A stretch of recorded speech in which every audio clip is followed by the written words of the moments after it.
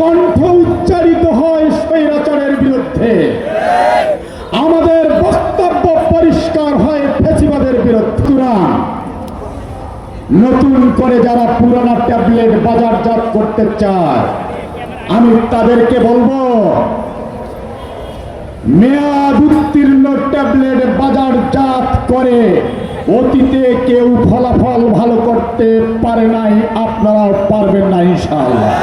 একটি মহল যারা আওয়াজ তুলছে নারীদের ব্যাপারে নাকি তারা সোচ্চার, আরেকটি মহল বলছে আমরা নাকি নারীদেরকে ঘরের ভেতর রেখে দেব। তাদের কথার জবাবে যখন নারীরা ঘরে ঘরে পাড়ায় মহল্লায় গণতন্ত্রের জন্য, সমাজ রাষ্ট্র বিনির্মাণের জন্য যখন মানুষের দ্বারে দ্বারে গণতন্ত্রের কথা বলছে, তখন আমরা লক্ষ্য করছি নতুন ব্যবসায়ীরা নারীদেরকে হেনস্থা করছে। এটা লক্ষণ খুব ভালো না।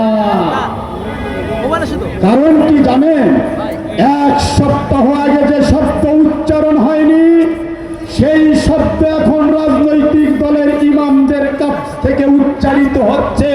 সেই উচ্চারিত শব্দের নাম আগামীর গণভোটে হা, যেটি উচ্চারিত হয়নি এখন হচ্ছে।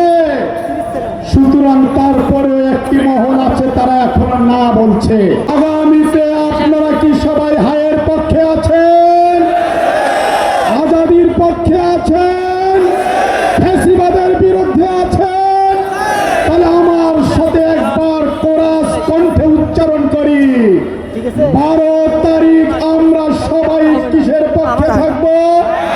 হ্যাঁ বলুন, হ্যাঁ ফ্যাসিবাদের বিরুদ্ধে, স্বৈরাচারের বিরুদ্ধে, চাঁদাবাজের বিরুদ্ধে।